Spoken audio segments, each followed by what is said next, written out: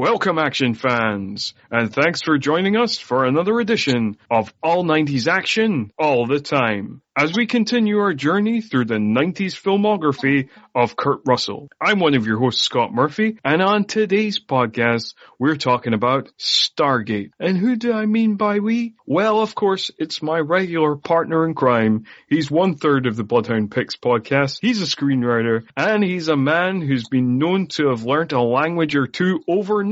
It's Mr. Craig Draheim. Glad to be back. Yeah. Excellent. Now, couldn't think of anything in Egyptian. So. You didn't see the subtitles that had to come up there. I suppose it doesn't really work in an audio form. We're still getting used to this whole podcasting thing. You know, we've only been doing it for 3 years or so. So anyway, now, as always, before we begin, I need to do two things. First of all, I need to give you your official spoiler warning. So yes, in this podcast, we do talk about the movie from beginning to end, the whole plot. So if you've not seen Stargate and you don't want it spoiled for yourself, then go watch Stargate and come back, listen to this episode. The second thing I have to do is give you a little bit of background detail as always. So Stargate was released on October 28th, 1994. It was directed by Roland Emmerich, whose other notable credits include the likes of Universal Soldier, Independence Day, Godzilla, and many others. And it was co-written by Emmerich himself and Dean Devlin, who he collaborated on Independence Day, Godzilla, and The Patriot. Review-wise, it is currently sitting at a 7.1 out of 10 on IMDb, which I feel I should mention is the third highest IMDb score of any movie we have covered so far, only beaten out by Ronin on 7.3 and Tombstone, which I think was like 7.7 or something. Like, it was real high. Tombstone highest score. Anyway, 53% on Rotten Tomatoes based on 47 reviews, 42 out of 100 on Metacritic based on 17 reviews, and a 3.1 on Letterboxd. At the box office, it made $196.5 million off of a $55 million budget.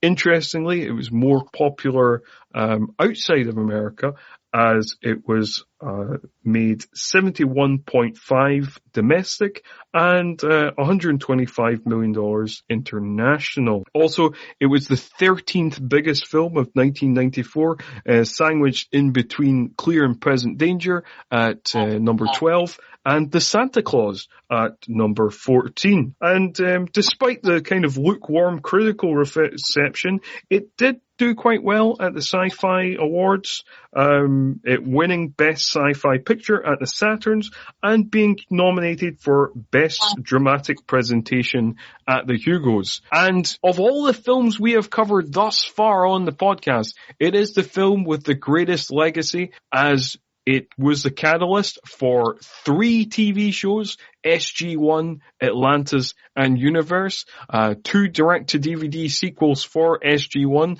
Arc of Truth and Continuum, a few novelizations back when that was a thing, some comic books, an animated series. So, yeah, there's a lot to the Stargate franchise. And you are familiar with the Stargate franchise, Craig, are you not? But not this movie. Yes, I actually have seen most of all the Stargate series. I haven't seen the animated one. But yeah, I've seen everything else. But this is my first time actually watching the movie. Before that, I saw, basically, we'll get to it. There's like a less than 1 minute clip of the soldiers being knocked out by, Anubis. And that is the only part I saw up until this point. So for me, kind of as we discussed over here, it was a bit different. I saw this movie a few times, throughout my childhood. I saw it before SG-1, premiered in the UK. So like I was like, I remember that Stargate thing. Let's see what the TV show is like. And then I never watched Atlantis, I never watched Universe, but I did watch all 10 seasons of SG-1, and I watched the first direct-to-DVD sequel, Arc of Truth, but I've never seen Continuum, but people can write in and tell me if that's any good and if I should check it out, but I've not seen that one. And we were kind of discussing off air a little bit as well of like my feelings for this movie. I do have some nostalgia for this movie. I remember watching as a kid, and but my feelings for this movie kind of extend to my feelings towards SG-1, which is like, I like this movie. I liked SG-1, but I don't love either of them particularly. I do like, as I was, saying, off air, it kind of sat in the middle for me of like, there were shows that I kind of watched kind of ironically and saw as guilty pleasures, in terms of like the kind of sci-fi and fantasy shows that I watched as a kid, which were quite a lot of them. So there was things like Charmed and Smallville and Lex that was like, I saw as kind of guilty pleasure shows. And then there were shows that I just flat out loved and adored, like the Star Trek shows, the original Star Trek, The Next Generation, even Star Trek, DS9 actually as well. And then things like, Doctor Who as well, and Buffy, and like, I love those shows. And yeah, SG-1 just kind of sat in the middle of just like, this is something I watch weekly, but like, I don't adore it, but like, I do like it, and I like it enough that I do tune in week. And, I feel like you were kind of saying a similar thing. Yeah, that's pretty much the same, and especially watching this movie for the first time in the series, and again, what I was saying off air was this kind of notion that I think there's a lot of great ideas, but ultimately it just runs right kind of in the middle and ends up being a little more bland or generic than I think it could have been. But yeah, that's how I felt with all of the series that I watched of Stargate beforehand, and then especially watching this movie too now. Yeah, I think like part of the problem, like we'll get into it more as we discuss the plot, but I mean, part of the thing with the movie is, and I don't want to knock it too much for being derivative, because the things that is derivative of are derivative themselves. So like, I suppose you can't criticize it too heavily for that, because like, basically this movie is part, like one part Star Wars, one part Indiana Jones, one part Lawrence of Arabia,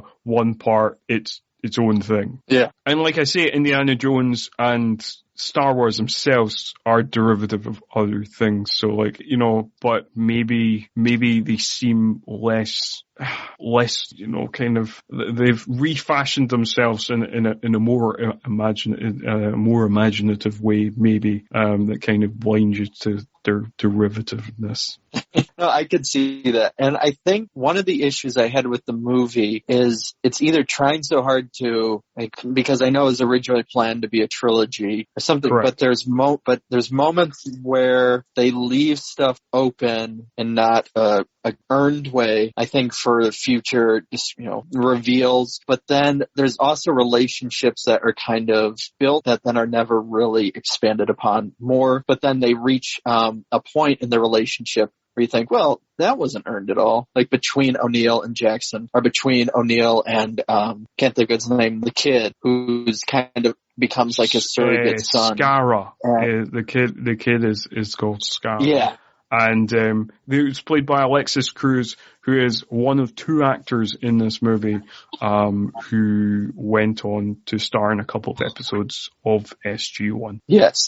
And so there's those relationships. There's also kind of some interactions between the soldiers and Jackson. There's just a whole bunch of stuff where they reach this point where it seems like then they found this bonding and this understanding or whatever it may be. Like, and I even watched the extended version, and it's like, well, but you really haven't interacted with each other at all. You're just kind of still meeting each other because like you came through the portal together, and then you got separated basically. Yeah, which we'll kind of get more into as we get into the plot. I think, I mean, that is a big part of it. I mean, in terms of like the superiority of Star Wars and Indiana Jones, they are also just better told stories with more rounded characters. So it's, yeah. But shall we dive into it? Let's do it.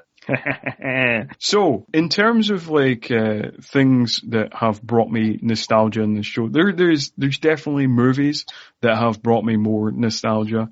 Rewatching them for this show, particularly the likes of Demolition Man and Under Siege and Ronin. Like there's definitely a few other films. But one of the things that gave me the most nostalgia from rewatching one of these films was the opening of this film, and it's not to do with so much the movie as a whole, but just the opening theme. Just that, like, I think they kind of repurpose it a little bit for the show. It's not the same as David Arnold's score here, this is only David Arnold's second feature film score. He would go on to score the likes of Casino Royale and the Sherlock TV show, stuff like that. But like, yeah, this gave me a kind of rush of nostalgia. Just that theme, I was like, oh yeah, cool. And I almost think that David Arnold's score suggests that the movie is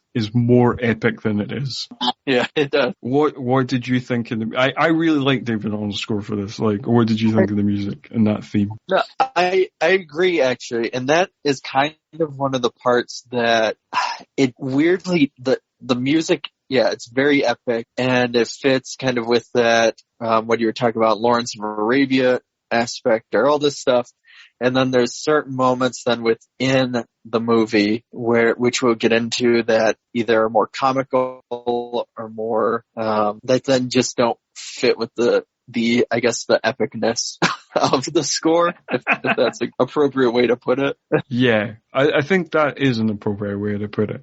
So basically, yes, we get the score, we get the epic score as we slowly pan over the tomb of Ra. I think, as we're kind of slowly panning over as the titles roll. And then the movie itself opens in 1928, although in the director's cut, I don't know if like in the extended cut for you, it would have opened in 8000 BC. Is that correct? Yes. It shows you in 8000 BC a scene that is later when Ra is talking, or when they're finding out what Ra actually is. It's just redoing that scene that I think pops up later.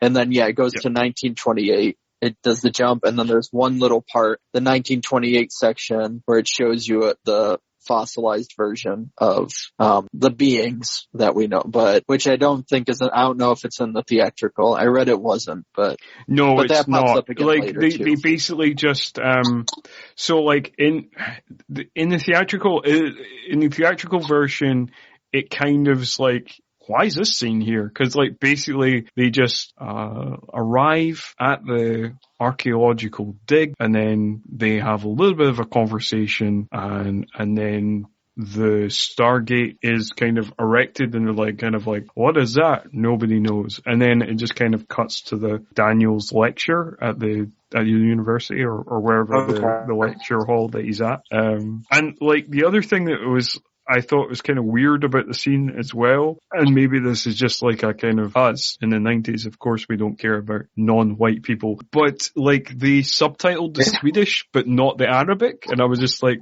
but why? Like, yeah.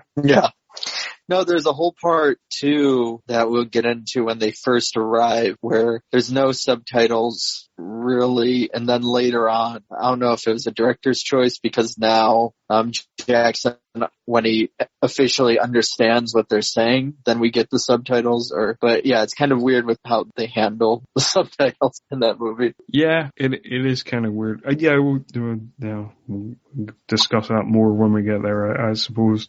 But then I think like this is kind of like the main bits that are kind of changed in the extended cut. There is also like a little battle that I didn't get that happens later on, but we'll talk about that later on, I suppose.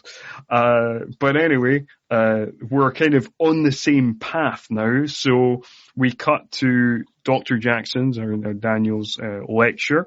Dr. Jackson, played by James Spader, and he's giving a lecture about how the pyramids were apparently not built by the fourth dynasty of pharaohs, and he's being laughed at by other academics. And one of them rather amusingly, given that one of the spin-off shows ended up being Stargate Atlantis, was he actually mentions Atlantis, and they're like, what were they built by Atlanteans? And then walks away. And it's I don't know, the whole thing is him just basically, everybody leaves, but Vader, his character is kind of interesting, where they give him quirks, but then they're not there sometimes. He's kind of the comic relief, but then, he kind of jumps weirdly back and forth, but he assumes that, why'd everybody leave? Because of lunch. But everybody in the audience made it very clear why they were leaving to his face. It's not like...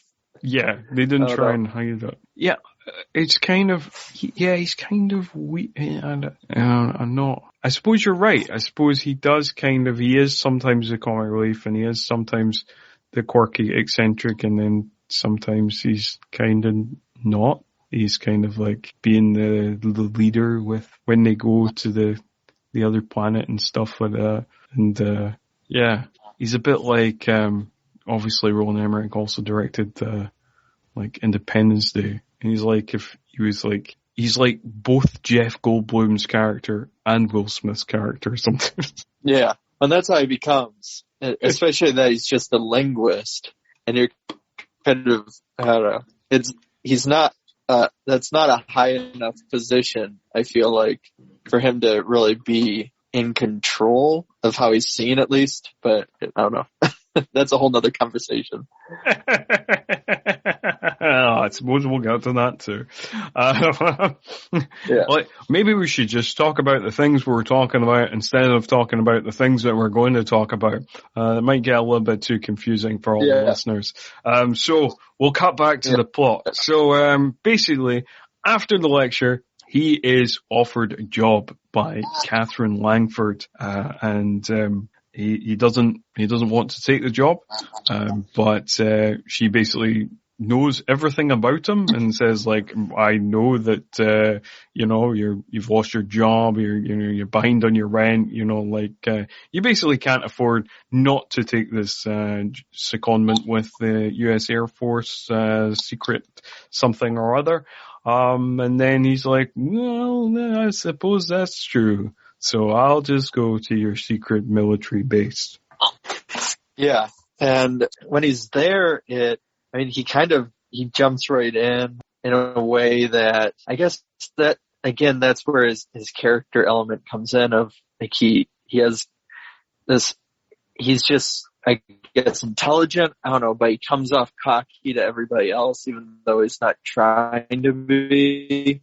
Of where he comes in, looks at the board, and basically rewrites the guy's translation, saying, this is all wrong. This is wrong. He's crossing everything out and going through it. I really enjoy that scene where they've been working on this translation for ages, and it says 2 years, I know, in one part. Yeah, no, I'm not sure if they will be working on that specific translation for 2 years. Oh. I feel like it's the dials, the symbol, the symbols for the, the dial-in, they've been kind of working on for 2 years, the kind of, the Stargate part of it.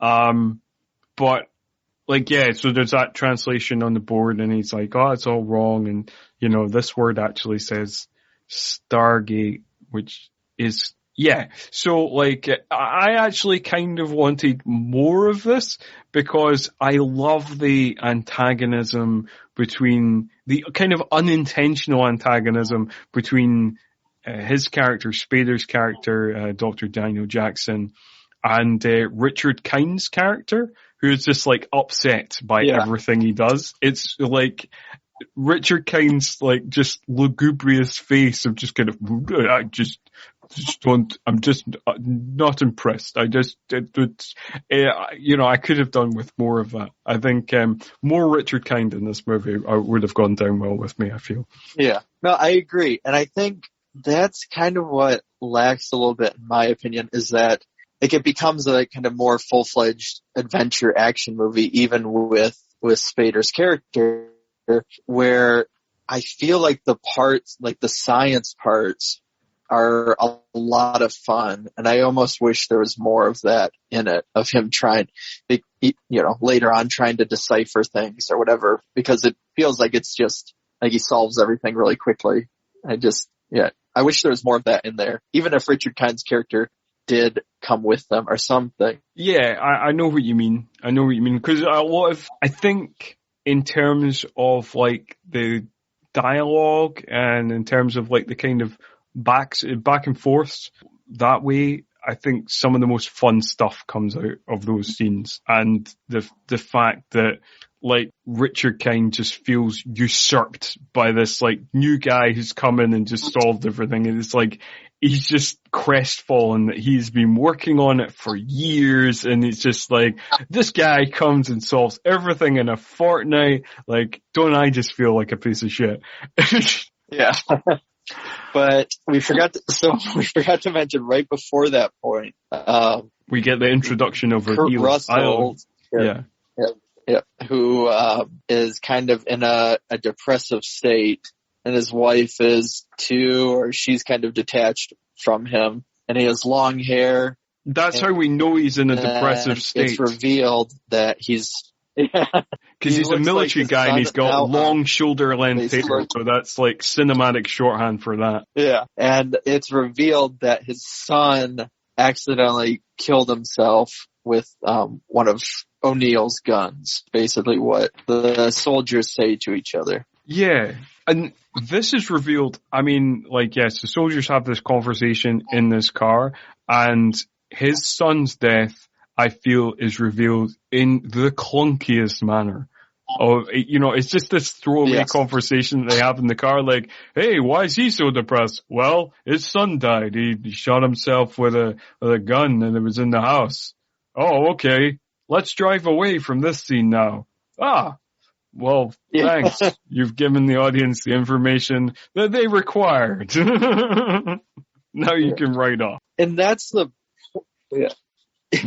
and that's kind of what I was talking about in the beginning of even watching this movie, is then they give this relationship that's supposed to be the surrogate son with him, but then it never feels like you could just have, he doesn't even need a son by the time you're watching this. You're like, oh, there was no reason at all for this, except to maybe throw in some forced kind of character development or some, or some sympathy.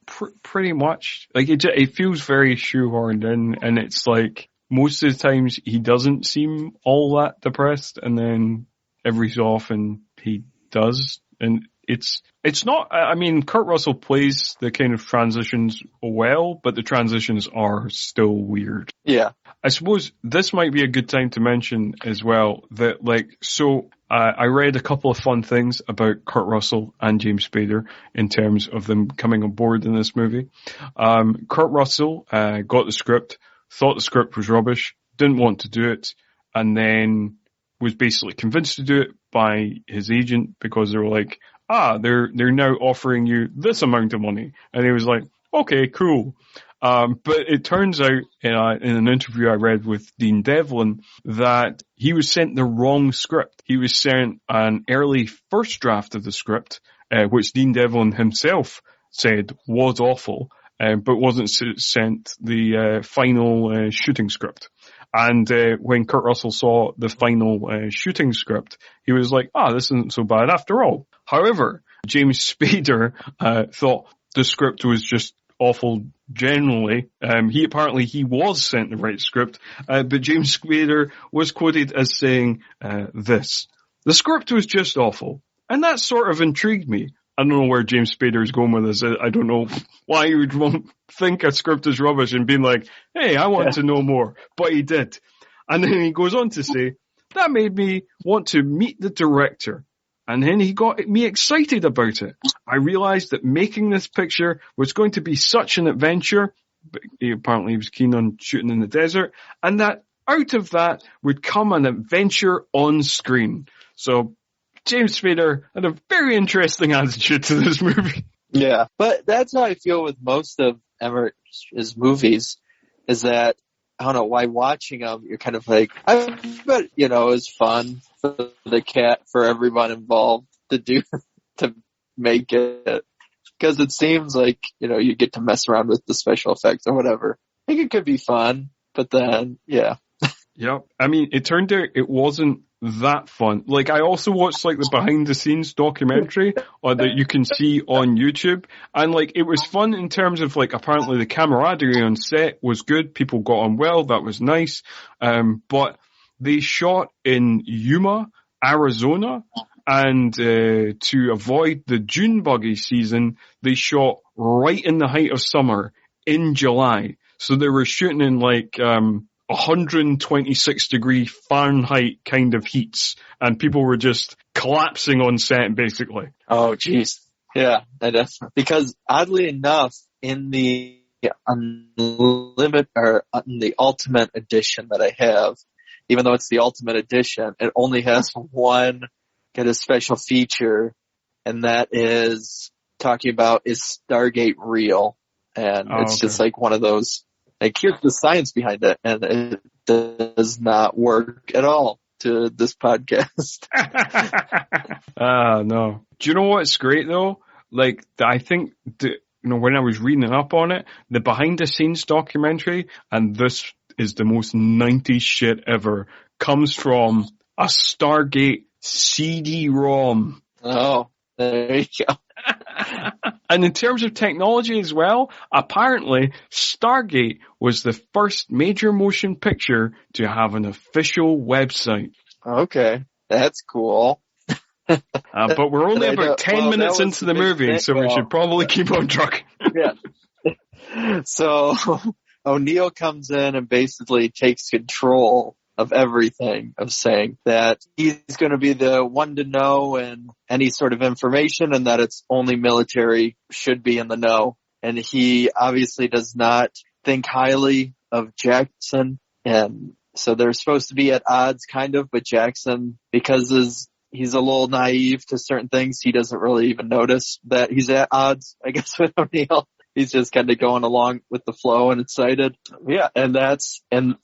Yeah, so we get basically a scene of Jackson going to get coffee, and he realizes that the symbols that they haven't been able to translate are actually those of star constellations. So he's finally able to crack the piece of the seventh seal. Well, he's able to crack 6 of them. He knows the 7th seal, but it's not the same as what's on the Stargate.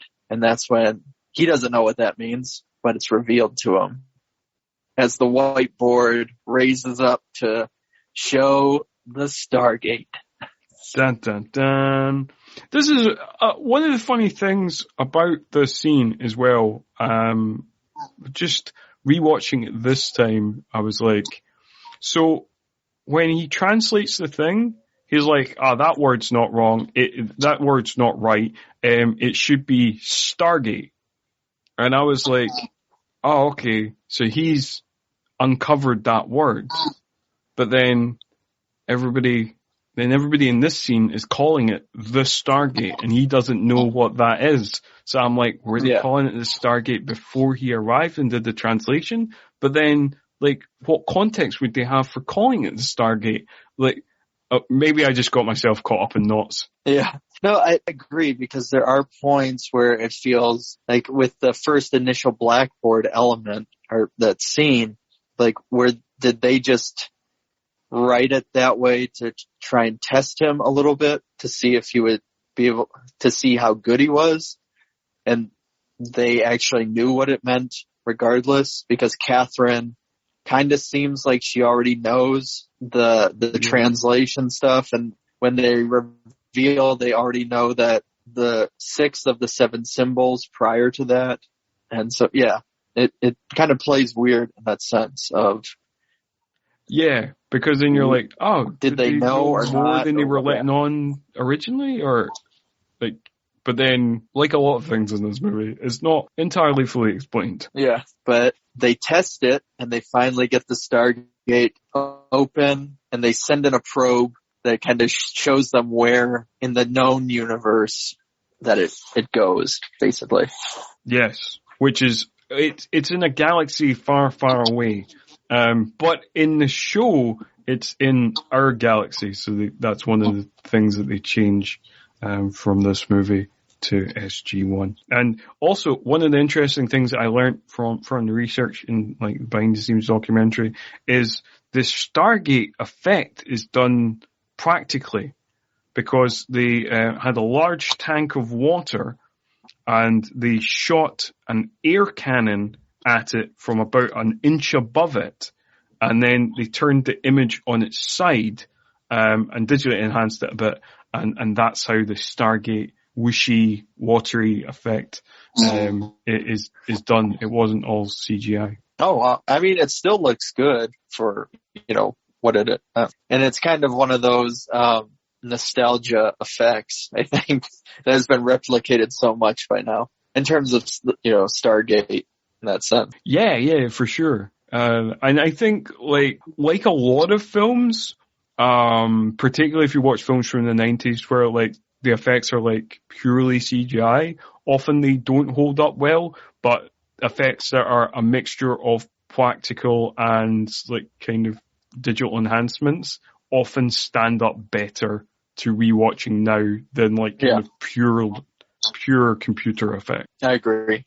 And so, moving on is that they want to get, basically, since the probe was only able to capture a little bit, they want to send in a team. But unfortunately, the only way to get back through is to know what constellations to use, and the symbols on the other side are completely different than that on the Earth side. And Jackson, he just jumps right in of saying that he'll do it, even though O'Neill says he's full of shit. Yeah, but he still allows him to, and the general says, well, you're on board, as the team is going to go in to the Stargate. Yeah, it is pretty hilarious how in this scene, I know, again, this is one of those scenes that like, it has to be this way for the plot to continue, but like nobody at any point before they go on this exposition says like, how can you get us back? And then he has to explain. Yeah. He's just like, I can get us back. I'm sure I can. And then just kind of goes, yeah, okay. Seems legit. Seems like a smart guy. Found the symbol. Cool. Yeah. Because then when they get across and they have to figure it out, he's like, well, I can't figure it out right away. I need to be able to find other symbols to, figure it out. And everybody gets upset with them. Like, why don't you know it right away? Why can't you just get us back? We don't need to go anywhere. Yeah, no, they are very pissed. I think it's very funny how the Lieutenant Kowalski is just like, he is like, you, after Daniel says, I just assumed, and he's just the way he says, you assumed? And you can practically see the vein popping in his forehead. And, this is one of the team members, and this is our, I guess, connection to the Stallone season and to us talking about Third Rock from the Sun on the Stallone season, is French Stewart, is one of the soldiers. Yes, indeed he is. He plays Lieutenant Ferretti, one of the few soldiers, like, basically, the soldiers are not really given much characterization, apart from Kowalski is given some, and French Stewart's character, Ferretti, is also given some. The rest of the team, apparently we don't really care about them. And this was also French Stewart's film debut. Oh, wow. And this, I don't know, it's interesting because it kind of goes with the, what was our executive decision episode of having some cast members that don't necessarily seem like they fit with like the ultimate special forces, best of the best people you'd send. Craig, you're giving away our secrets. Really, you're not supposed to give away our secrets that we recorded this episode after we recorded Executive Decision, even though this episode will go out before the Executive Decision episode. Oh, yep, I got all mixed up. So, we've not seen Executive Decision yet. No. Even though we totally have. It's fine. It's fine. Don't worry about it. It's timey-wimey stuff. It's, just like the Doctor. Yeah. Anyway, back to the plot, Craig.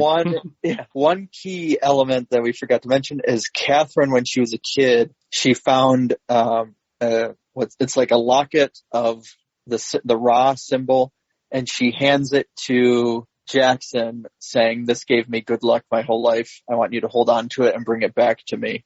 And so that is like it's like our Chekhov's gun, but it's a Chekhov's locket, kind of. Yes. That plays an important role. Yeah, for sure. For sure it does. So that definitely needs to be mentioned. Also, I feel like we should maybe mention as well, I have put in my notes, before they reach the planet, which is called, Bios. But it's never actually mentioned in the film. It's just mentioned in the behind the scenes, and then you find out what the planet is called if you watch SG-1 as well. But I've put in my notes, Daniel goes through the Stargate after fucking about a bit, because he kind of puts his face in the watery stuff, and he's kind of he's playing about with it, he's putting his hands in it, and then you get a kind of whooshy 2001 style effect as you go through the Stargate. Yeah. And so when they get to the other side, it's basically a replica of the pyramids of Giza, if I remember correctly. Yeah. And, Great Pyramid of Giza. Yep. And so it's just a desert, and then there isn't, because it's more of a replica of that, there isn't necessarily any tablets, or there isn't any sort of elements that would indicate what the symbols would be. So that's what leads to kind of all the frustration with the team, because since there is no writing anywhere, Jackson is unable to figure out what each symbol means. So he wants to go and explore more, see if there's civilization, whatever. And O'Neill is kind of in this stance of he just wanted to go through and then turn around and walk right back again, drop something off just in case, which will play a part later on. That he has this package to deliver, but it is kind of interesting that they would bring it for an idea of going through one way and back the other quickly. They brought as much equipment and as big of a team as they did. That is true. They brought a bunch of supply. If they were just kind of going in and out, why did they bring a whole bunch of food and tents and a lot of guns? It is kind of weird. You'd think that they'd be setting up for a couple of weeks, maybe, given all the stuff that they have brought. But yes, apparently the plan was just in and back out again. So there we go. But yeah, so we see O'Neill kind of setting something up. It's a bomb, spoiler alert. And while that's happening, friend Stuart is bullying Daniel and throwing his books about and kind of saying shouldn't you be trying to get us back home, and then just throwing his books about. And then, but again, Daniel doesn't really react to anything in this film, so he's just that's cool, whatever. I'll just retrieve my books, and then he's again, we're kind of playing on this kind of he's a real eccentric, so he doesn't really care. He just lives in his own kind of world or whatever. And while he's sitting amongst his books, he sees a kind of strange alien horse thing that is called a mastig.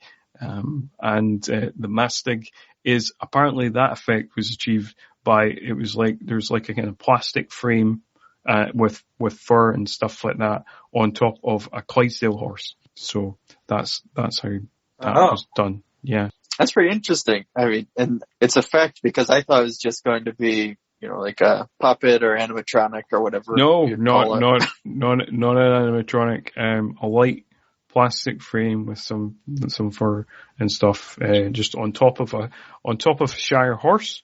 But the interesting thing is, like, Daniel interacts with it and gives it a little bit of a candy bar, but then he gets caught up, and it's got a harness in that, and he gets caught up in that, and he gets dragged off by it, and that effect's even more interesting because the Clydesdale horse, because of the heat and stuff, and because the frame was kind of too heavy for it to gallop, that effect where he's being dragged over the dunes, he's not being dragged over the dunes. Basically, there was a mini plastic frame with the same fur and stuff that was made for a dog, and what you're seeing there is a dog dragging a puppet over sand dunes. But it is achieved in such a way that you don't really pick that up. It works well, and I think this is kind of one of those moments that I was talking about before where, like, the epic music and everything, and then there's a scene like this that then feels silly, and it's like, even the soldiers watching it happen, it's like a aw shuck type moment that doesn't fit, but I don't know. It's one of those tonal things that doesn't mesh with other elements of the movie. Yeah, I know what you mean. There's some bits later on as well, but like it's kind of one of those kind of big campy moments that is just like feels kind of weird because we get some of these, but there's not enough of them to be like, oh, this is like a big campy tongue-in-cheek thing, and like it seems relatively, it's not super serious. We're not talking Snyderverse grim dark here, but like it takes itself relatively seriously. But there is these kind of big campy moments. Although in the Dean Devlin interview that I read, I think maybe they wrote it more tongue-in-cheek, and he said that the actors didn't fully get the tone of it until later on in the movie. So I don't know. But then okay. Yeah, that makes sense, because some of it does feel like we're talking about that you would see from, a few years later with like the 1999 or the Brendan Fraser, The Mummy. Yeah, right. Or things like that, where it was kind of like a throwback adventure where it was silly, had its silly elements, even though it was serious at times or whatever it may be. Yeah, for sure.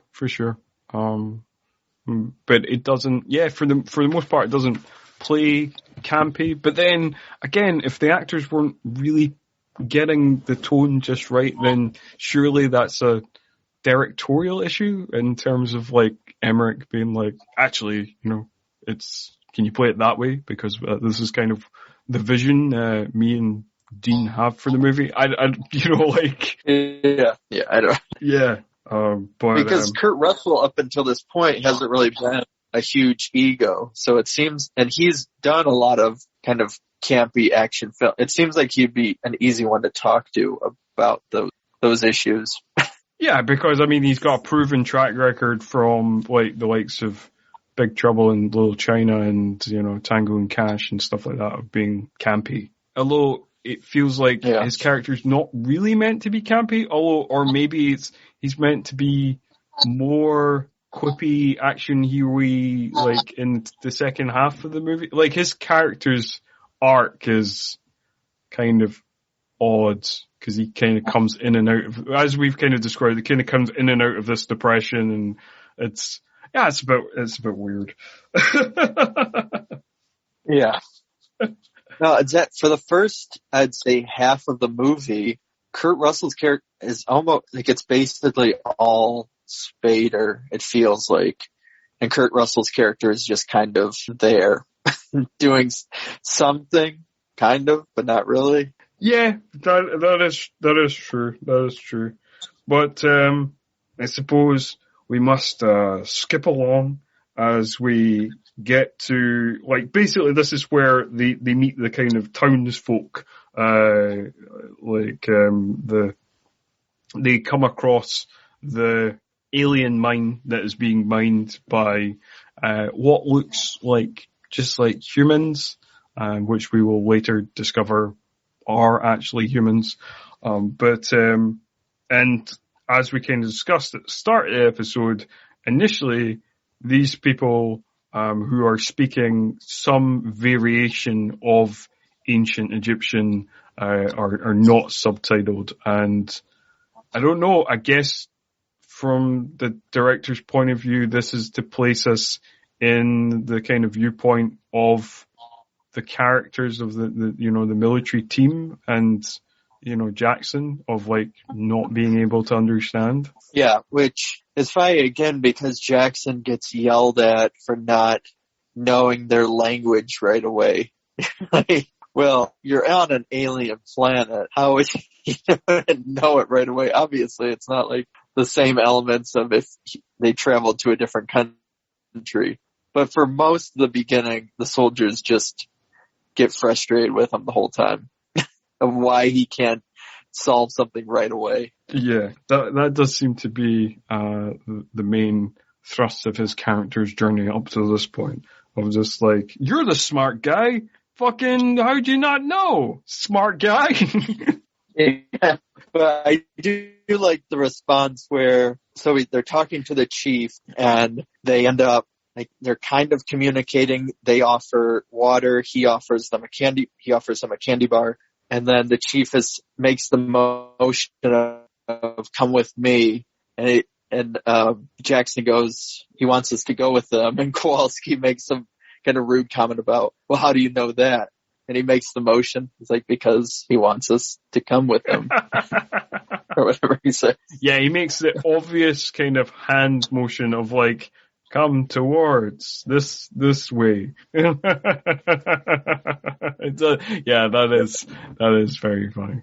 And then, we've kind of got two groups. We probably should explain that some of the soldiers went after Daniel when he got dragged away by the Mastic, and some of the soldiers stayed at base camp, including friend Stuart. And so, it's like Kowalski and O'Neill and Jackson and Brown, I think. I don't know if there's any other soldiers. The soldiers are so kind of not there that I actually forget how many soldiers there are. There's just basically the ones we've mentioned are the ones that stick out in the mind. And so there's two groups there. And Brown is kind of supposed to be the nice one. I don't know. Like that's his only character trait of that he's the nice one to Jackson.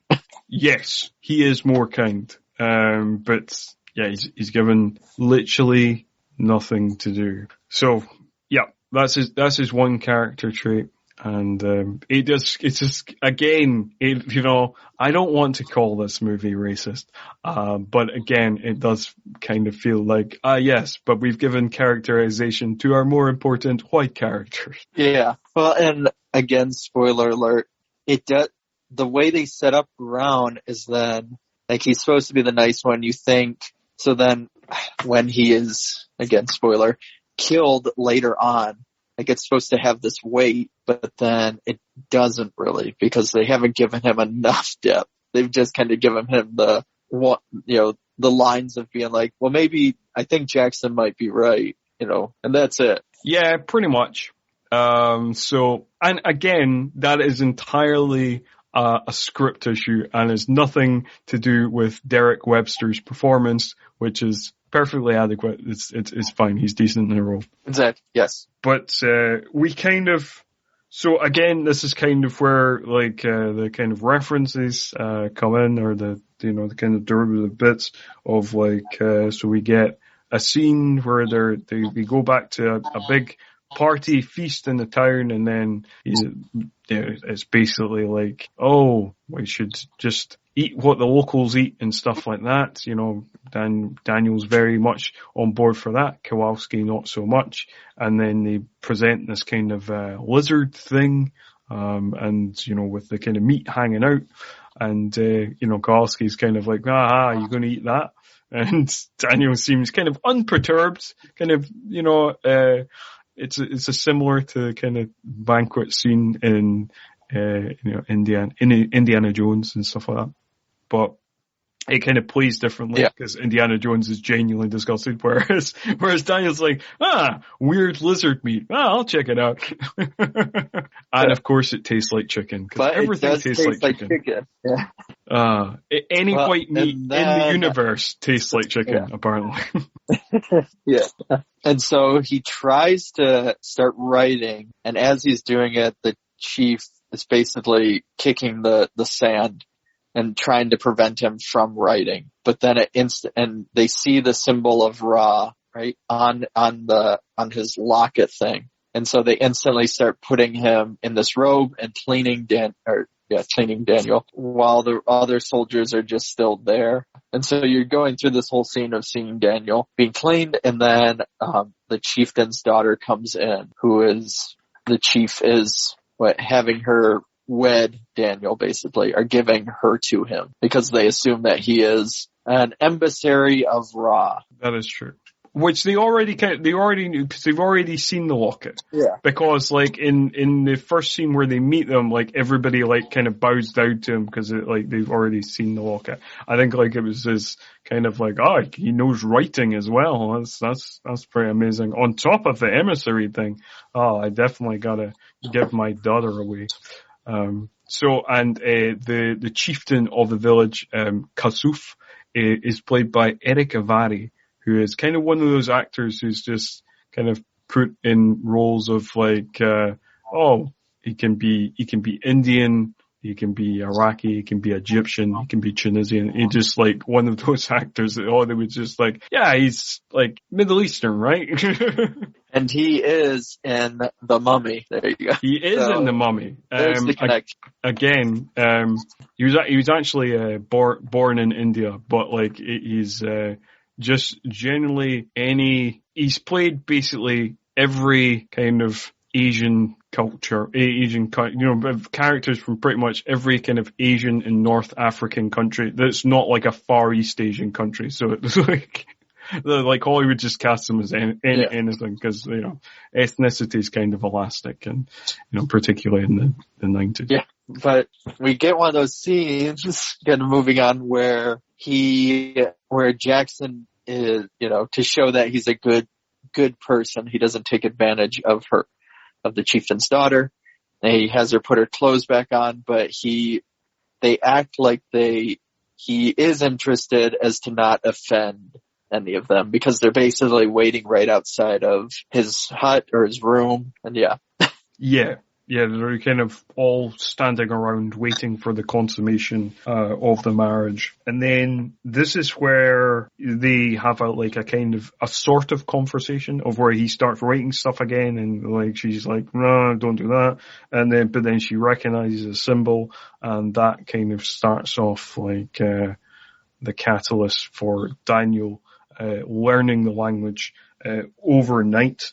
But this is also intercut with the one scene that you have seen from this movie before watching it for this podcast. Yes. So you have the other soldiers, the French Steward and his crew, which he's kind of like a third in command. I don't know what his title is, but he is a giant spaceship that looks like a pyramid. It is basically floating and lands right over the other pyramid where they're at. During the really bad sandstorm happens, which causes them to go inside. And then through it, there's kind of these unseen soldiers that start picking off. I want to say there's 4 on the team in there that starts picking them off kind of one by one in this building and in this kind of big room and through, hiding behind pillars or whatever it is. And then French Stewart is able to get a glance and see one, but I think he's the only one out of that group that's actually, or no, there's one, so there's 2 of them that are actually not killed, I feel like. Yeah, that's right. French Stewart, and there's one other, and then the other 2 you assume are killed because, they're not shown again after that point, but that's really all that you see from that. Yeah. Yeah, and even though it's not explained like it is in Star Trek, apparently those like laser staffs can be set to stun and set to kill because like they are of various strengths at various times in the movie. Yeah, and there's some that, yeah, and it's even different in terms of the stun. There's like a stun where it's just zaps them, or there's a stun that'll blow them across the room, or yeah, they didn't really figure out what the caliber of those staffs are. Nope. And it's fine. You could just like, I can accept that they have like different levels to them, but like at least in Star Trek with the phasers and stuff, you can see like they've got like a little dial that's like, it's set to stun. Yeah. Again, maybe I'm asking too much in terms of logic of the movie, but the lack of consistency in the laser blasts always kind of perturbed me. No, that makes sense because it is just a regular staff that they're holding for the most. There's no like so dial or you don't anything. really There's get no to like see switch. the work. And this is an interesting thing as well. So like, Wow. I was just going to say about this attack on the soldiers in terms of the structure of this film is that it happens, like, I clocked it. I decided to write the time down. This attack happens 56 minutes and 29 seconds into the film, which is like a long time for this to kick in as an action adventure. It was kind of the weird part because the movie, in terms of that screenwriting structure that they make up, where by 15 minutes you have the inciting incident, by 30 minutes you have the act break, and so on and so forth. By 30 minutes is when they go through the Stargate. So up until that point, it all kind of makes sense. But yeah, then it's just kind of a lot of getting to know the area. There are a lot of pauses for the type of movie it's trying to be. Yeah, for the kind of big sci-fi action adventure, it doesn't really have like zippy pacing. Like there is a lot of kind of detours and just kind of, and not particularly like characterful detours in terms of like, we don't like learn loads more about the characters. The detours don't necessarily give the film more depth. It's just like, there's just some scenes that just feel like kind of, we're just hanging out. We're just kind of, it feels kind of meandering. But then like, when the action does happen, it's cool. And, there is cool scenes in the movie and there's a lot of fun stuff here. But yeah, it's kind of oddly paced for this type of film. So after that happens, you see Kurt Russell as O'Neill, and the kid is coming up and he shows them the lighter, and he gives them the lighter and smoke a cigarette and coughs, and he throws on the ground. And it's supposed to add kind of a humorous element, but then he grabs the gun, and O'Neill quickly yells about grabbing the gun and that it's not safe, but he doesn't understand that element because, they're not speaking the same language. But it's like scenes like that feel like they're meant to kind of start building the relationships more, or the characters more, but then they don't really, even though I guess on paper it seems like it would. But maybe if the movie was 2.5 hours or longer, where they could actually kind of develop these relationships better, it would make more sense. But it just really doesn't go anywhere. Even by the end point where they're, again, spoiler, when they're giving salutes to each other, it doesn't feel earned. It just feels like a bunch of scenes. Yeah, I would agree with that, for sure. Yeah, a lot of those scenes just kind of, sit there. Even though, they are perfectly well played. I think most people, play their parts, pretty well in the movie. Alexis Cruz is pretty good as Skara. We've not really talked about, Daniel's bride, Shauri, who's played by Mili Avital.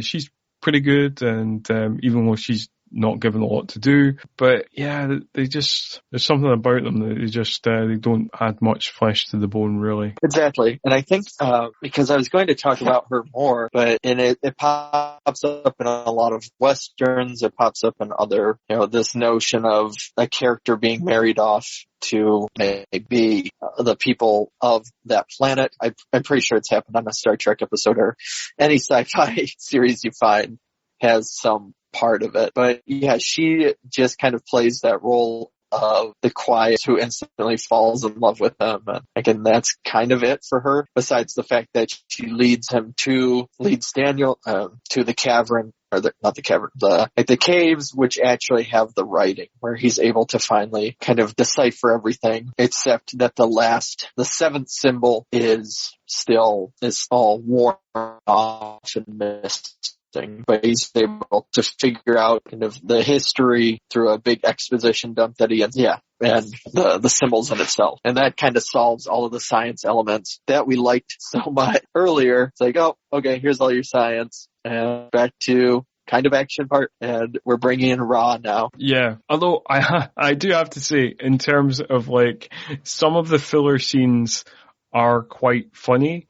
And one of the funny filler scenes, before we get to the scene where we find out, oh, we can't find the seventh symbol has been rubbed off where the team kind of meets back up again. Like, there is a scene where Kurt Russell, as O'Neill, is trying to find Jackson, because Jackson's gone off with Shaori to these caves so he can learn the language in a couple of hours, it seems. And he is talking to Skara, Alexis Cruz's character, and his kind of the group of other boys that he hangs out with. And they don't speak the same language, so they're trying to communicate back and forth.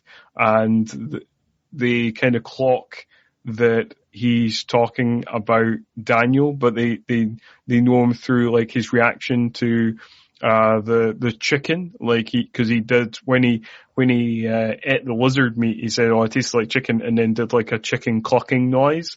And then we just have this weird random scene where there's loads of these boys going, they're doing this chicken clucking noise, and like Kurt Russell's like, "Yeah, chicken man." Bah, bah, bah. It was odd, so I thought that was kind of a fun scene. No, that's the funny part, because he's trying to do the glasses and he's trying to do everything else, and they're just not getting it. And he at one point he even mentions, "I'm sure you don't know what or dweeb means nothing in your language," or something like that. Yeah, I think that's some of his funniest lines come in that scene. And Kurt Russell gets to have a bit of fun. But then, as we mentioned, they go into the caves. They find out that there is no seventh symbol after finding the other symbols. So that's, god damn it. And we've not really talked much about the kind of the bomb that they have, but they discover that I think this is where like Brown and another soldier die, and then they discover the nuke is missing, and then everybody is transported to Ra's throne room. And again, I've written this down because it's interesting just in terms of like the way the movie's structured. Ra is the main villain of the film, and even though we've seen him in flashback not that long before, this is his proper villain introduction, and it happens an hour and 16 minutes into the film. I watched the theatrical cut of the film that is on Prime. This film is in total 2 hours and a minute long, and yes, this introduction happens an hour and 16 minutes into the movie. So we've got like basically the last 45 minutes of the film for this villain to make an impact. Yeah, and it does feel kind of strange, because throughout, when you're figuring out what happened, you learn that Ra was an alien where its whole race had died off, and it was trying to find a way for immortality and found humans. And when we see if you watch the extended cut, you'll see it at the very beginning. If you watch the theatrical, it plays during this exposition. But you have kind of this person who went up to the pyramid, and then what we know of Ra basically possessed or sent himself into this human body, because what we learned is that human bodies are easier to fix than other alien races, and able to make immortal through what we find later on, this I don't know, it's like a pool of water that fixes things. But yeah, it kind of, you get all of that. So what also happened was Ra was on Earth, but then Earth started an uprising and sent him back through the portal. And that's why he banned all writing and everything with the slaves that were already on his planet's side. So that they would never know the history and they wouldn't be able to rise up again against him, and that is basically that whole section. And then, but during it, we get the death, well, not really spoiler, but we get the death of Jackson because of O'Neill. Like it kind of, he gets shot through it, and then O'Neill is sent into a prison where you find Kowalski, you find Ferretti, and you find there's one more soldier who is just random soldier. Doesn't really have any purpose other than what is about to happen. Yeah, that's true. They're thrown into this kind of watery prison, and yeah, anonymous other soldier guy. There is a couple of interesting things that I want to mention from this scene. So first of all, Ra is played by Jay Davidson, who is most famous for his role that he had a couple of years before this, where he was in The Crying Game.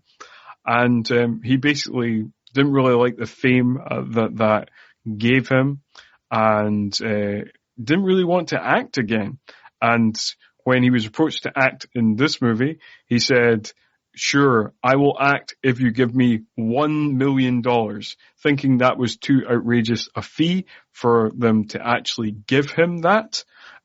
So that was his play. But then they were like, "Sure, we'll give you $1 million." And he was like, "Oh, okay, yeah, I'll act in the film then." Sadly, apparently he had some drug and alcohol issues at the time, which led to him having to have like big cue cards on set because he kept forgetting his lines. So yes. And yeah, he didn't do that much after this. He basically just did a couple other roles and then just returned to being like a fashion model, because obviously he preferred that to acting and, or to the particular type of fame that he got from being in the movies. Apparently could keep a lower profile, as a model. So, yeah, the kind of strange career of Jay Davidson and this strange detour for him. And also in this scene, we get a cameo from Dinjun Honsu, who people will know from the likes of Gladiator and Amistad and stuff like that. But this was one of his earliest kind of substantial supporting roles as like kind of the number 2 henchman Horus. Like Anubis is like the kind of number 1 henchman, but he's like the number 2 henchman. So that's the couple of things that I wanted to highlight from this particular scene. But as we roll on plot wise, we get the village is attacked by Ra's forces. And you want to tell us more about that, Craig? Yeah, so Ra sends out, it's basically 2 fighter jet things to go and just lay siege to the city as basically a warning, a warning for and a punishment for helping the travelers, because the whole point is that Ra does not want these people to ever think that know who I guess they are specifically, that they're not gods, and yeah, he just wants to make sure that he keeps control. So he even at point decides to use Daniel, taking off the locket, saying that, you know, they will only know of one Ra, that I'm going to have you kill your own team, or I'm going to destroy you because they need to know my power. And so, yeah, basically goes to this whole thing. And at this time too, kind of the group of youth are starting to realize that, you know, they've been tricked their whole life and they're kind of wanting to start a rebellion a little bit. But the chieftain and anybody that's a little bit older are more upset about the fact of that we angered the gods, and they still kind of believe in that. And just before that, like the kind of the start of the rebellion being on. Obviously, you mentioned before the kind of watery tomb thing that kind of, repairs, wounds and stuff like that and keeps Ra, immortal. And it does the same magic, for Daniel's wounds. But it's kind of weird. It's kind of like, why did he do that? Like, it's like, they've killed off these other soldiers. They're clearly enemies. It's just like, why did they keep Daniel around? It's like, oh, we're going to save Daniel because I really need somebody to give this villain speech to. So yeah, this guy. I want to give the villain speech to this guy. Yeah, that's how it feels. I mean, I was wondering the same thing watching it. I didn't know, is it because Daniel knows their language or because he's wearing the locket thing that also has the symbol of Ra that he feels like he just needs to tell him. But then you're like, well, based on the plan that you've created, don't technically need Daniel. I mean, he doesn't even need to kill his own team for your plan to really work. But yeah, for some reason he decides to fix him up just to be able to kill him again, I guess. Yeah, I don't know. We're looking for logic, where there probably isn't any. So that is one of the many themes of the show. But yes, Brad basically orders Daniel to execute his team. So he's given one of the laser staffs, which is very trusting of Ra to be like, oh, I'm going to give you're definitely going to do this. We've definitely agreed to this. You're definitely not going to double cross me and shoot any of my men with that laser staff that I've just given you. That's definitely not going to happen. Daniel's got a hard look in his eye. It looks like he's going to kill O'Neill, Kowalski, and Ferretti. It's, again, as an audience member, you're like, but he's not, right? That's not going to happen. But they're really playing it up. And James Spader has given it his all to try and convince us that this is totally going to happen. He is going to execute his own men. But then that's, of course, until we see that amongst the crowd who have come to witness this execution is Scara and the boys, and they kind of give the nod and show under the robes. They got the guns that O'Neill and the team brought for some reason, even though apparently they were just going to come and then leave again.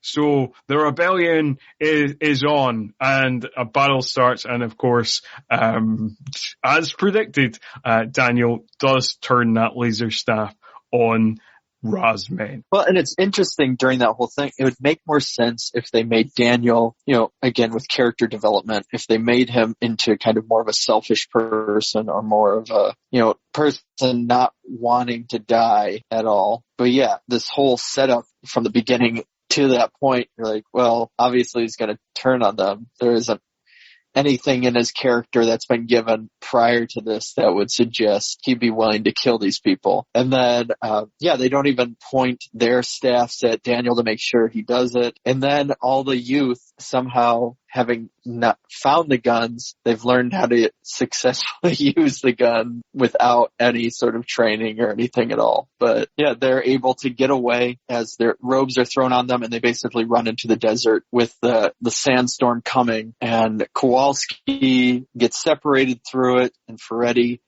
but O'Neill and Daniel are on one, and it almost kind of feels like a scene from, again, Star Wars Empire Strikes Back or something, where you're watching it going, are they going to have to cut this animal open to burn inside of it, or what's going to happen? But no. Yeah, for sure. And then, then we get a fun scene of Ra being all villainous. Again, he doesn't, because he's got so little time to kind of make himself a presence, and make himself the kind of the big bad of the movie, even though it's just kind of stuck in the kind of final 45 minutes. they give him, they throw out this villainous scene for him, where he like basically fries one of his own henchmen for failure, with this kind of little effect, where he grabs like the henchman's head and then just kind of zaps him. And yeah, I mean, the effects are kind of alright. Apparently, like, the little eye effects, the little glowy eye effects were put in post-production because the initial test audience didn't think he was alien enough. So they were like, oh, put in the little glowy eye. No, what I was saying was that, yeah, you can really kind of feel that after the fact, with the effects, because it feels off in a way of the eyes changing colors. And so that makes sense what you were talking about. And I forgot to mention that Ra waited on by a bunch of children, which I'll talk about when the ending happens, because it kind of plays into something that the film doesn't acknowledge. But yeah. Okay. Yeah. I think I know where you're going with that. But we shall see. We keep giving kind of little promos of things that we might say later. It's a running theme of this episode, for some reason. Yeah. It's just like the movie in itself, of being kind of a promo for the trilogy that they wanted to do, or a promo for the TV series. Yeah, that's true. Yeah, even though apparently, yeah, the TV series thing is weird because apparently MGM wanted Dean Devlin and Roland Emmerich to audition to create the TV series. It developed in a strange way. I think Carl Cole Pictures had to sell off a bunch of things, because basically they were about to go under, and they had like one last throw of the dice, with Cutthroat Island, which obviously didn't go well, and they were selling things off. And one of the things they sold off was this to MGM, who distributed the movie but didn't produce the movie. And MGM almost immediately wanted to make this into a TV show. And Dean Devlin apparently felt very aggrieved for many years that they never got to do the sequels, and they were basically shut out of the TV show and basically hated the TV show for years, but then came to peace with it and apparently made friends with one of the co-creators of the TV show, Jonathan Glasner. So it all worked out happily in the end. But as we return to the movie, this is where Daniel discovers that Shauri is his wife. He didn't realize that before, but he's like, oh, okay. There's a little scene where somebody refers to him as Shauri's husband, and he's like, what, husband? And yes, so that was a marriage ceremony that he went through. And then there's a kind of little scene where it's like, oh, and now they are together because the plot says so. Where he's like, cause she's like, oh, I won't tell him that you don't want me. And he's like, what? No, of course I want you. And, and they're like an item now. They're just a married couple now. Well, and that, I guess kind of plays into a lot of those other movies like that. And you end up, it feels really forced. I mean, that whole kind of thing. And I know in SG-1, she's in it a little bit, but yeah, it's kind of, it all just feels forced. And after the fact, all the scenes all the scenes after this don't necessarily even fit more into it. I don't know. It's just another thing that meanders away from the main plot. Yeah, but then the main plot gets back into action as we have Daniel finds the seventh symbol. There is a fight back at the mines, and Kasuf, the chieftain, is outraged by this and is like, no, what are you doing? You're gonna fuck everything up.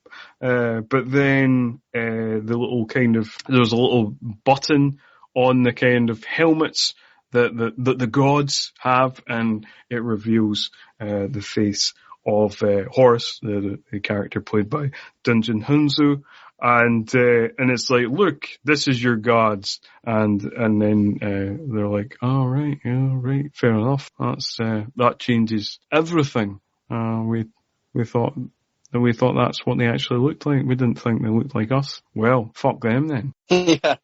And, no, Ra is basically going to be sending the nuke with the new components made from the Stargate, which will be, once it goes through the Stargate, back to Earth and erupts, so basically destroy the whole planet. And they also want to send a bunch of other things. So the caravan is coming of, apparently they assume, slaves for stuff to place into the Stargate.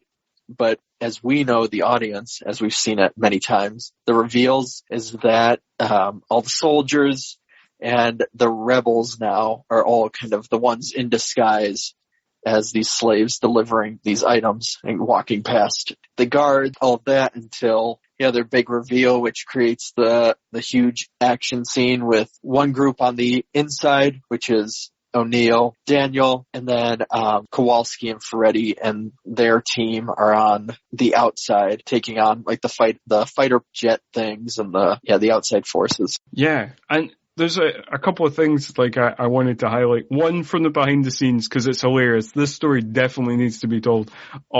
So from the behind the scenes documentary, the kind of gliders, the fighter gliders that Ra's men have that are like shooting the lasers onto the rebels. So the design of those gliders, Roland Emmerich had a particular design in mind. And basically they look like kind of little flying kind of anchors, it's an odd kind of clunky looking design, but the producer didn't like the look of them, and he was like, no, you can't have spaceships like this. And then one of the production designers showed a design to Roland Emmerich that was a kind of bird-like design for Ra's belt buckle. And, he showed him his straightways up, and then, like, basically, Roland Emmerich kind of turned it, on its side, and it was like, oh, this would make a cool spaceship. Make me a spaceship like that. And the guy was like, all right. I didn't know that. I mean, they look good. It kind of reminds me, actually watching this movie and knowing that he would do Independence Day, a lot of Stargate, especially in the design, some of the alien elements, it feels like a precursor to Independence Day, of like testing stuff out before they did that one. Yeah, I would agree with that. And I feel like, this is a test run for a bunch of that stuff. And obviously, Independence Day has a slightly higher budget. So this film had a budget of something like 55 million, whereas Independence Day, I think, was something like 75 million. So they got an extra 20 million to play with.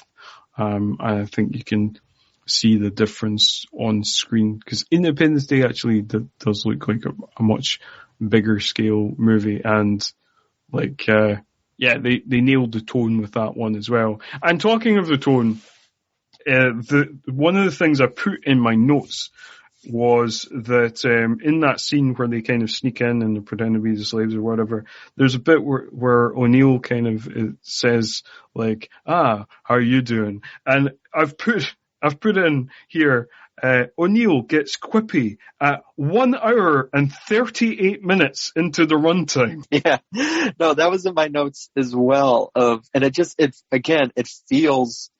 feels weird, because if he was like that throughout, it makes sense, but through a lot of it, he was kind of brooding and all that. And so, at this point, it almost feels too late for that. And then he goes back to brooding for a second. And I mean, you do find out with the bomb, O'Neill was never planning to come back. It was just on that whole mission where they packed all the stuff for, but it was just supposed to be a day trip in and out. O'Neill was always going to basically stay behind to set the bomb off that would just blow up the Stargate. And, until he gets talked to by Daniel about, fighting for life and, one of those whole chats that you have in movies like this. But I think Kurt Russell is great in it, and I think he works well, but it definitely is one of those things where from the script perspective or directorial perspective, it goes back and forth a lot. Yeah, for sure. And it is just weird that there is a little bit again where he's showing the signs of being suicidal, which he's shown a couple of times throughout the movie, but not enough for it to feel kind of solid as a through line. And then, he's just in this kind of last 20 minutes, he's just kind of quippy, which Kurt Russell is good at. He's good at being quippy, but it just feels weird that it happens, so late on in the film. But yes, I suppose we should truck on with the plot goings on. And, this is a stage where, Daniel is back in Shirley gets injured at this stage. Daniel transports himself to the throne room, to try and save Shirley, with the magic water that's kind of goopy stuff that's unexplained in the watery tomb, which heals stuff. And O'Neill is having a big battle with Anubis, and he gets obviously his best quippy line of "Give my regards to King Tut, asshole," just as Anubis is decapitated by the kind of transporter thing where there's these kind of mini Stargates come down and then they kind of teleport down in a kind of tractor beam, which looks pretty cool. I like that effect. What do you think? Yeah, I like the effect too. I think it worked kind of well. And what happens is, when one comes down on one side, it also comes down on the other. So if you happen to be on the other side of it, the upper floor of this elevator, or however I'd put it, then you would get transported down to the bottom, which happens with Daniel as he's kind of getting his brain fried by Ra, but then he's saved because the transporter then comes down and sends him back down with Nalri, and only the head is transported back up of Anubis to the top half. And then it's kind of weird because after having so many kind of random filler scenes where we're just kind of hanging out, we're just meeting characters, we're just kind of hanging out, and the movie just wraps up real quick. So on the outside, it looks like it's all gone wrong. The spaceships are firing at the handful of rebels plus the soldiers, and it looks like Ra's men are got the upper hand and all that. And then, of course, riding to the rescue, we see Kasuf, the chieftain, on one of the sand dunes, and then loads of people just suddenly appear. It's one of those classic kind of action beats. And then Ra's men are kind of look up and then they're just kind of we're clearly fucked now. And then, on the inside, we've had that, Anubis is defeated, Horus is defeated, everybody's defeated, and then it wraps up real quick. And then Rad basically decides to flee. He's oh well, the rebellion's on. This reminds me of what happened back in ancient Egypt on Earth. I'm going to have to go to a new planet, get some new slaves. And then, O'Neill and Jackson both look at each other, going, I've got an idea, because we've discovered that O'Neill now can't turn off the nuke. Whatever Ra has done to it, the nuke now cannot be turned off. And they both have the same idea at the same time. What's that idea, Craig? The idea is that they're going to since Anubis's arm is still on their side, that means he has the button to start the transporter. So they're going to send the bomb into Ra's ship, which is now, it's out in outer space. So they send the bomb there. When it arrived into Ra's ship, he sees that there's only, I think, about 8 seconds left. And as he's kind of transporting back into his original alien form, and the part that, of course, I was going to bring up earlier is that all of his kind of servants that are a ton of children, you can only assume are also on board. And so, but that's never, we don't talk about that. We don't see them during this whole thing. We just know that apparently there's a bunch of children that Daniel and O'Neill just knew. Yeah. That point kind of just reminds me of Randall's speech in Clerks about the independent contractors on the still being constructed second Death Star in Return of the Jedi. Yeah. But I mean, it's an entirely fair point, we have apparently just killed off a bunch of kids. This is another thing that apparently didn't go down well with test screening audiences, was not the kid. Nobody brought up the kids apparently. This is something just you have brought up. Nobody apparently cared about the kids. But we just got a shot of the spaceship exploding apparently in the original ending. That was just it. When it's shot of the spaceship exploding, but no shot of Ra himself dying. Apparently audiences did not like that, and they later inserted the shot of Ra being incinerated. Oh, okay. Yeah, I mean, it works. You kind of see Ra switches back to his alien form and then he's eviscerated that way. But yeah, after this point though, it just, again, what you were saying, Scott, is it just wraps up really quick. It's like, oh, okay, they're going back home. Daniel's staying and they say, I'll see you around or whatever. And then it's done. And he hands, O'Neill the locket saying, give this back to Catherine. But yeah, it feels that it ends really abruptly. You could tell that they were planning for it to be a trilogy instead of making one solid movie first and then, Yeah, I definitely think so. There's a lot of stuff in here and a lot of stuff that's not fully developed. But as we have pretty much now reached the end of the movie, like you said, that's basically it. It wraps up. Daniel decides to stick with love, and he is now apparently happily married to Shaori, and is going to stay on the planet. And then apparently the second one was going to take place 12 years later. There's an event that happens that inspires Daniel to have to come back on Earth, which probably we'd get into more of the origins of the Stargate,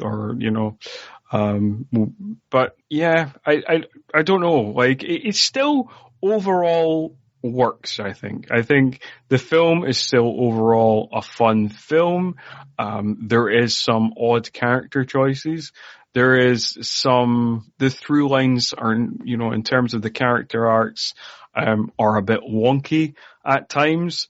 The pacing is a bit wonky at times, and the tonal shifts are a bit wonky at times. But for all that, and for all the kind of derivative parts as well, it's still a pretty fun film. Yeah, I agree. I think that it's definitely one. I'm glad I watched it. And again, we've talked about some of the other movies too, especially in the Stallone season or whatever, where if I watched it just on my own, I think, and not for the sake of, going scene by scene like we do in this podcast, I'd probably have different viewing of it or whatever, but I enjoyed it. And I mean, I'm surprised, based on that Universal Soldier kind of did a sequel reboot or whatever.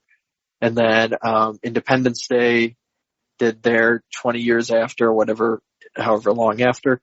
But yeah, I'm surprised they haven't with Stargate tried to do one now of bringing back Spader and Kurt Russell, because I know they both said that they'd be interested in returning at some point.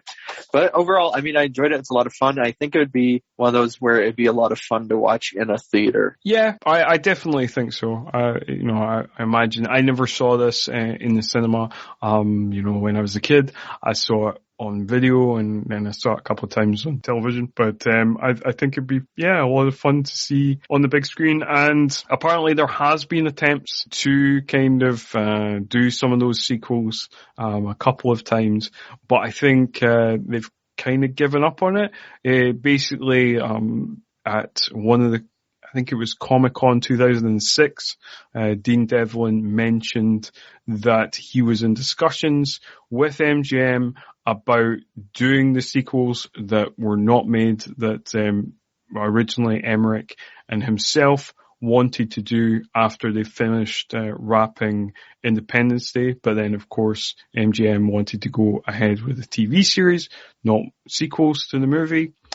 And then, 2006, there were some discussions, but they were never fully went anywhere. But there was like an official announcement of like a reboot of Stargate to be done with Emmerich, with Devlin in like 2013. And apparently that the discussions did go further, and they did come pretty close to starting something. But then again, it just got into development hell, and the last that was heard was some years back, I think 2016. Devlin did an interview with Empire where it was like, no, this falling apart again, and he just wants to concentrate on working with he's got his own production company and doing stuff more independently, and not kind of, it seems like he can no longer be arsed kind of dealing with studio politics, and is more interested in doing stuff for his own production company. And it seems like Emmerich is kind of doing his own thing. So yeah, the Stargate reboot is probably something we're not going to see. It's a shame, because I think, again, like we've talked about with this one, and especially the series of, I feel like there, again, I guess repeating myself, I feel like there is a lot of potential, and there is kind of a lot of world built around this whole franchise, that you could really do something pretty cool with it. But I'm fine with the way it is now too. Yeah, I'm kind of the same. Like, there's stuff in this movie where you're just like, oh, you could give a bit more explanation to that, or, oh, you could fill this character out a bit more, or you could add this little touch and give me some answers to this or that. But it is what it is, and I still enjoy this movie, and I still enjoyed SG-1 when I watched this, when I watched that in my teens and stuff like that, and into my 20s. I think it stopped in 2006 or something, so I'd be like 21. And then, I think Arc of Truth, the first sequel, was not long after that. So yes, when it was on, I enjoyed it, and if there was a reboot, I'd probably check it out, because I still feel, even with there being 3 TV shows and this movie and all this other stuff out there, I still think the original concept is a great concept. The Stargate concept is a great concept, and there's still way more that I think you could do with it. And if there is more Stargate to be had, then bring it on. I'll check it out. Yep. And so that is kind of our ending for this one, which, again, it ends very abruptly, but that's all I have left on. Yep. that I think we have said everything that we have to say on Stargate, and we're kind of jumping ahead. We're not filling in the gaps. We're ending abruptly. We're very much on brand for this movie. So that's just our thoughts, though. If you really love Stargate, write in, tell us. If you really don't like Stargate, write in, tell us. Or if you're kind of in the middle, you like it, but you don't necessarily love it, like us, if you agree with us, if you disagree with us, it doesn't matter. We just like the feedback. So tell us your thoughts, and thank you very much for listening to this latest episode of All 90s Action All the Time. it just leaves me to thank my host, Craig, for joining me once again on this latest episode. And Craig, as always, can you give everybody your social media details and tell them where they can talk to you or shout at you or whatever our audience particularly wants to do? Of course, yeah. My social media, you can just look me up at Craig Drahem, Draheim, on Twitter or Instagram. I think it's Craig.Drahem, if I remember correctly. But I'm pretty sure there's only one or two Craig Drahems, so it's pretty easy to find.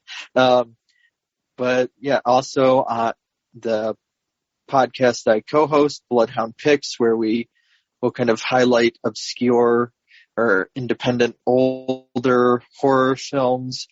We bring people within the horror community, from bloggers to filmmakers to whatever it may be, and kind of talk about what it's like working in that community. But you can find that at Bloodhound Picks, Pix, and that's on Twitter, Instagram, Facebook, anywhere you want to look, or even the website bloodhoundpicks.com. But yeah, as always, thank you so much for having me, Scott. And it's always a pleasure to do this with you. And if you want to talk to this podcast direct, you can do that on our Twitter page at 90s all. That's our Twitter handle.